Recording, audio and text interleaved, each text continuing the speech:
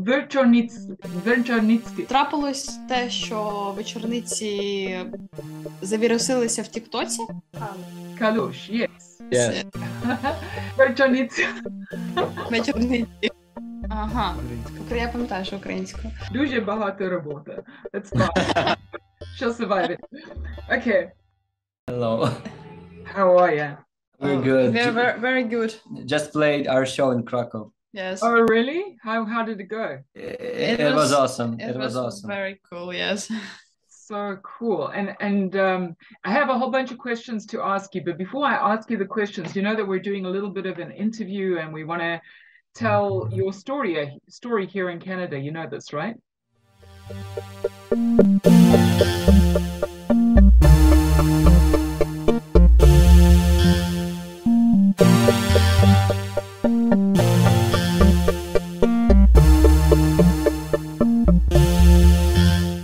So I'm going to walk you through a plan and a little bit of some questions.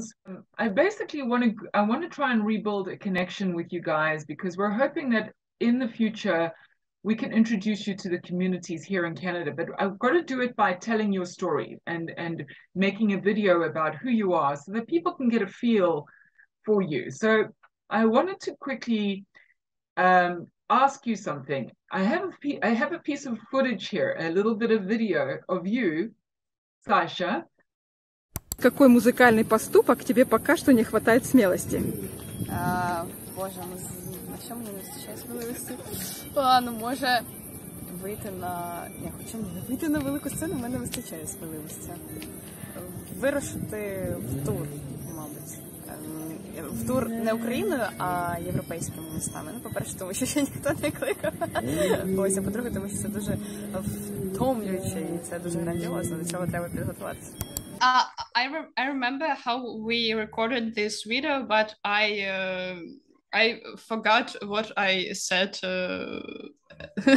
Yeah, we kept all the footage. We kept everything. So I wanted to ask you, now that you're touring Europe, what do you think now?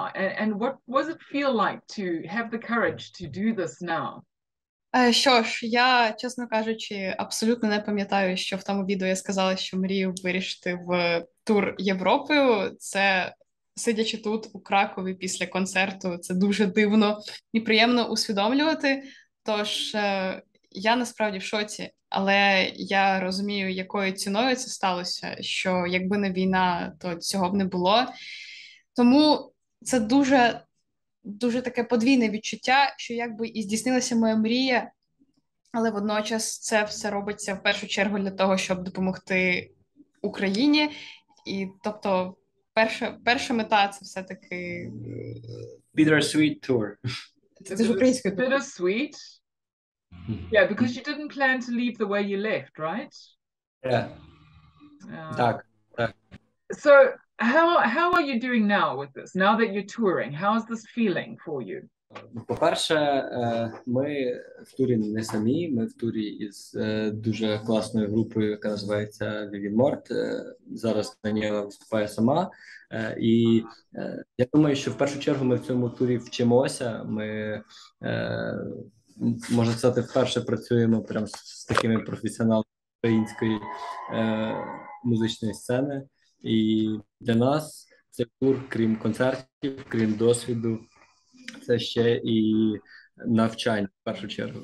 And how do you find your listeners?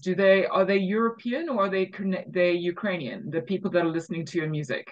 Вони українці. У нас концертний менеджер. Це також і концертний менеджер Вів'єн Морт, і тому так вийшло, що він організував тур їм, і нас взяли як артиста підтримки. Слухачі тут це 95% українська аудиторія. Звісно, є поляки, і це поляки – друзі наших українців. Вони не розуміють всі слова, але вони розуміють, про що це. Вони розуміють, що здебільшого зараз українські артисти, їхня мета – це говорити про війну і ще раз доносити цю думку. Вони це відчувають, тому їм навіть не завжди треба знати дослівно переклад тексту. What is your favorite part? What is the best part so far of the tour? What is your best best part?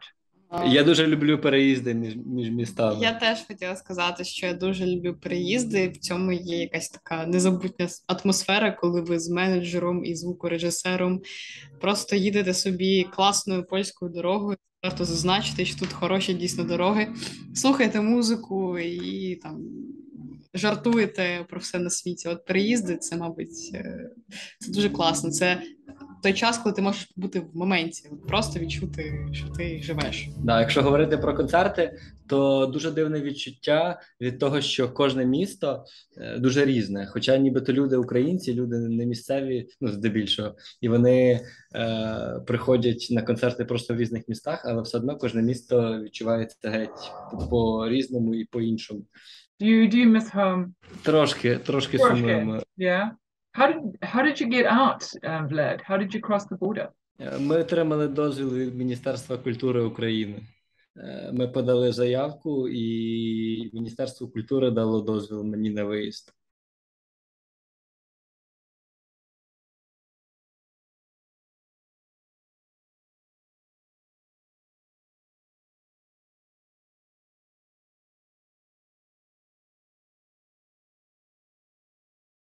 Sasha, we know that you're a journalist because we watched you do some interviews, and I wanted to ask you, how does your family feel about your music now?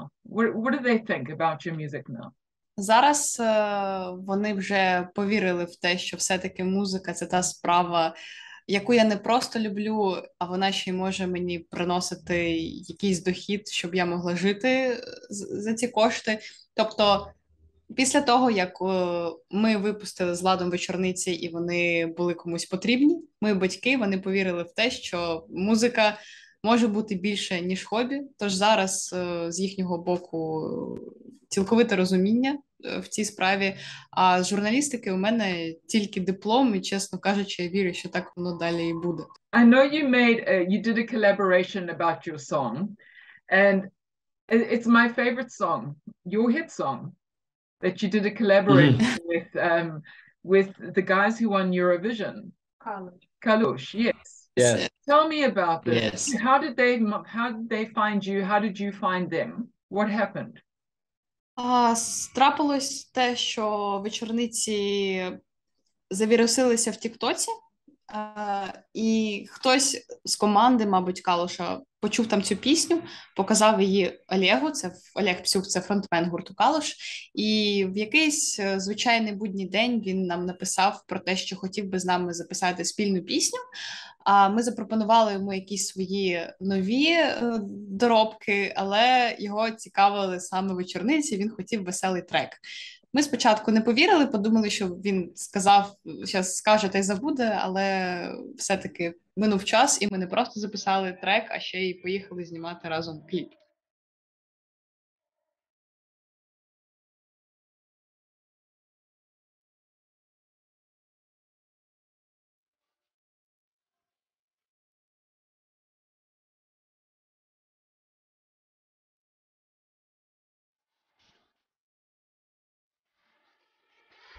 Так мило було ляпаса, з живота метелик вилітає, чекала мама мене цілував, і падала ціна на опалення, напевно, через те, що я тепло від тебе зиму получав. А мама каже, не, що тобі це все деталі. Кажу, ма, люблю розглядати я її деталі на причалі, поки вітер шепче нам слова, буду вірити, що ми сидимо на балі. Хай вітру мете, все, що було не те, всі хвила не те, я пер тебе, хай фронт літе, все остальне, хай... Verchonitsky. How do I say it? Almost, yes. Verchonitsky. Вечорниці. Don't laugh. It's very bad, I know. I promise to practice it. Okay, but I have another video. С кем бы ты хотел спеть дуэтом? З Сашою. Ты поешь с ней дуэтом? Да, з ким не знаю? Да. З Джоном Ленноном. Він вмер, на жаль, але я б заспівав з ним дует. You remember this? Yes. So it's so sweet. So firstly, there she is. That's amazing. But John Lennon, if you had another person you could make an album with or do a collaboration with, who do you think you'd want to try and do that with now? З Томом Розенталом є такий британський музикант. Ah, Том Розенталь, от, мабуть, з ним. Серед українських виконавців, можливо, з Латекс Фауною. Є така група Латекс Фауна. З не найвідоміших, але доволі відомі в Україні. you've gone through this amazing journey. Firstly, you've had your relationship, you've formed a band, and you've survived the war in Ukraine together. This is an incredible journey.